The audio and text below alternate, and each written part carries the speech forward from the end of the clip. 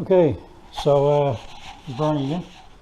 Give a little small little update on the Mustang we've been working on. Myself and Jordan's been putting a few hours in it here and there, and well, it's coming up on the racing season. I think we have it's probably 4.5 to 5 weeks away from the first weekend. If the car is ready, I guess we'll be racing it. If it's not ready, it may be the weekend after or so. So give a little look there about it. Probably going to have to get a light because it's kind of dark in there. Go there for a second.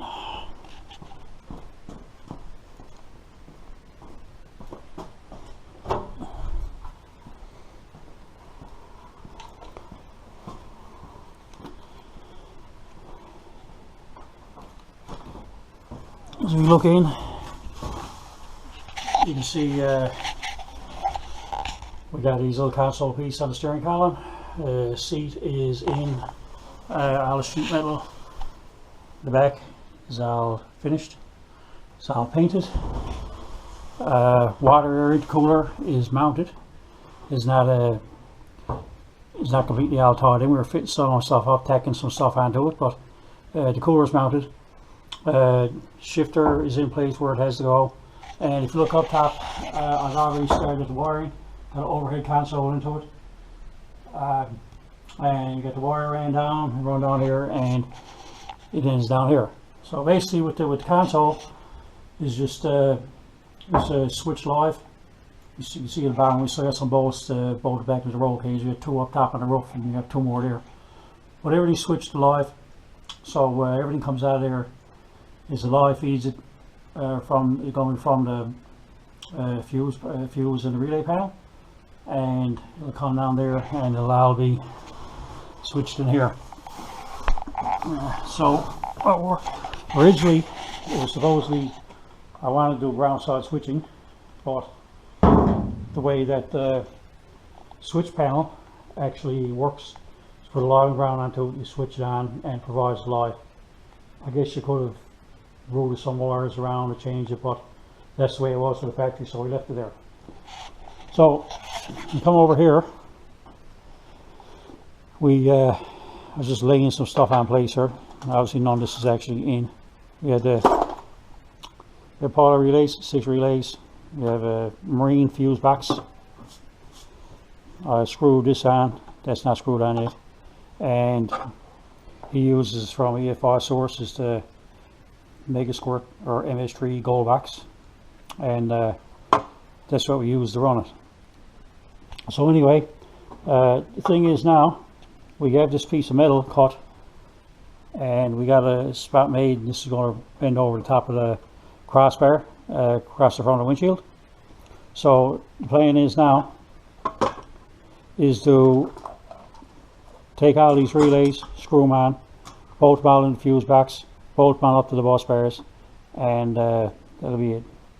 We'll get it all wired in. So basically all the overhead switches will come down, and you'll come into one of these bus bars and it'll go into the relays, and it'll be powered off the fuse box, come out of the relay and go into one of these, and it'll go off to the component that is powering up. So whether it's going to be coming on this one and in the relays, or it's going to be leaving the relays and going on that one, haven't decided yet. See how we're going to reroute all the wiring onto it. But yeah, so that's what we're planning on doing now. We're going to make the harness. All the rest of the harness that came with it is all in the box up here. That's the actual factory Mega Squirt harness, and that comes pretty well a plug and play harness, and comes with that's the fuse box that comes with the harness. And I may look at it after. I may wire that right into the same fuse box as the one we're using there yet. We'll have a look. Okay, back again. So the rack of relays. So anyway, easy way to look at that. You can look at the numbers on the back of the relay, and it'll show It show like 30, 87, 87A, 85, and 86. So basically the relay is just using a small current to turn on a larger current. And most of these, I think they're still using electromagnet, and none of these are solid state. So if you look at the relay, you can see the picture, what's on the relay, is what it is now, not energized. So you look at number 30, which is way down there, better.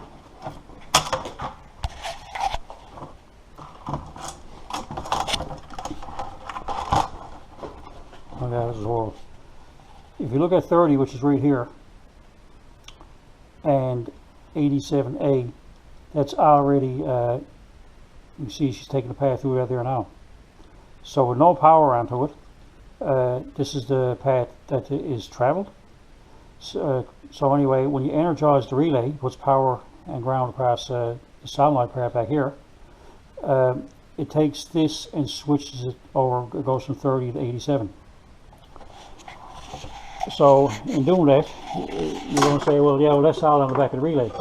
So when you unplug the connector from the relay, which I'll do now.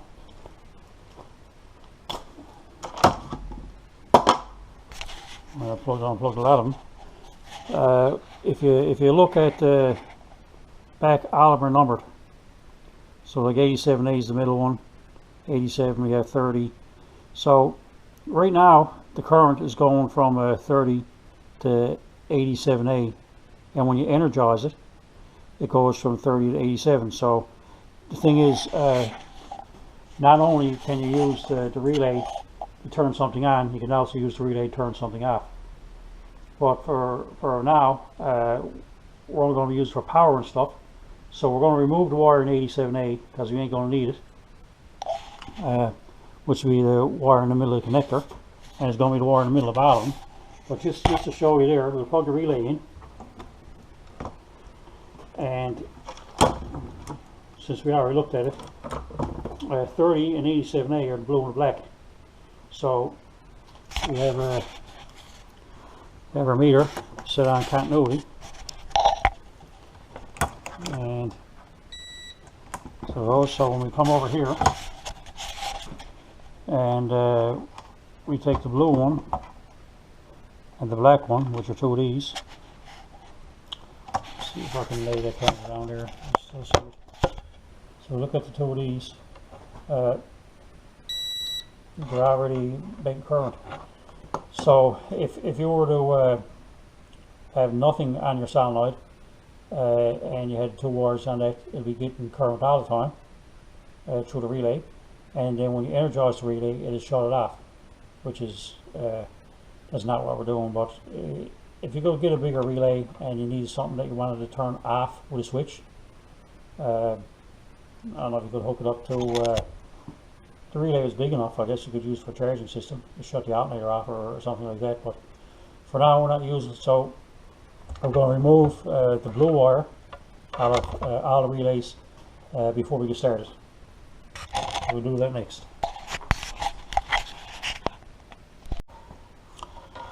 So just to show again, is the blue wire here. I already just pulled two of them out.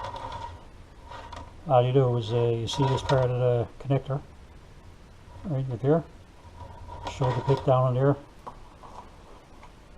Get in there, and just pull the blue wire out and the release. I'm sure there's a tool for it, but this will work just fine. Doesn't damage them too much. Like I said, you could use, if it comes down to it, you could stick that back in.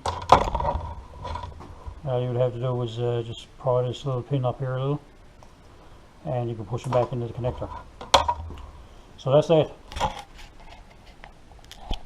Okay, so what we started first, we took all the red wires and took them out of the relays, ran them down to the fuse panel.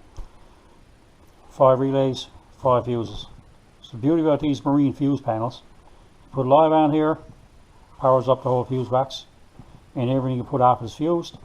Put a ground on here, all these here and here, they're on your grounds. So it works great. So not only hitting the grounded relays here, you can power the relays here, and so on. But I really like these. I actually have these on about 4 cars now. So that's the red wires taken care of. Now what we'll do next, we'll take the ground. So actually I'll have to look at it a little bit better. So there goes out it.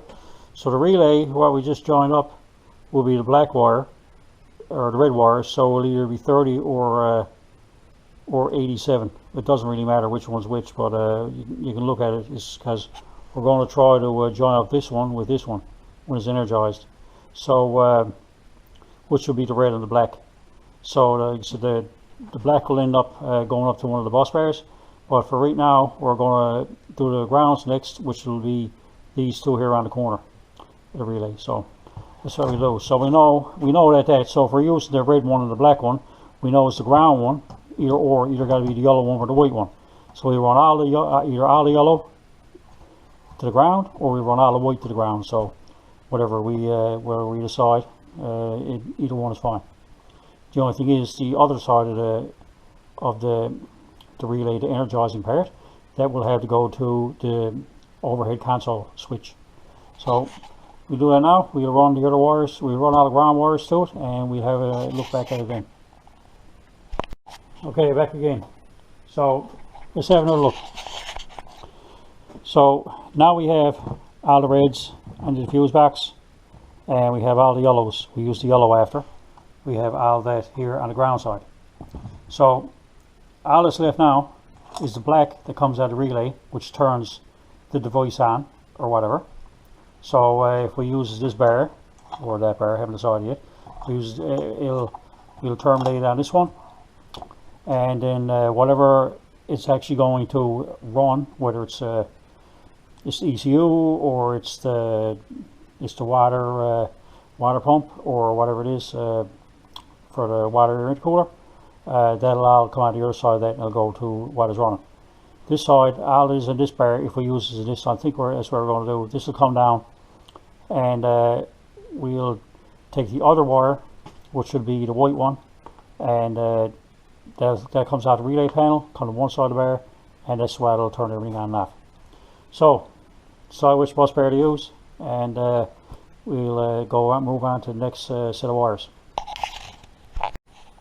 Okay, so continuing on, we got a lot of it summed up here now. So got a load of fuses in, and actually we've only used one side of the fuse box. So we got like 6 spaces here on this side. We still got one free one, and we have all the wires going. So this is easy now. So all we do, power comes off the switch, and switch overhead switch box goes into all these wires here, and that will power the relay up, and anyway it'll go through the relay, add the fuse for fuse box wiring, and it'll go out to turn on whatever it turns on. So which is great because all the power is fused and it goes through the relays.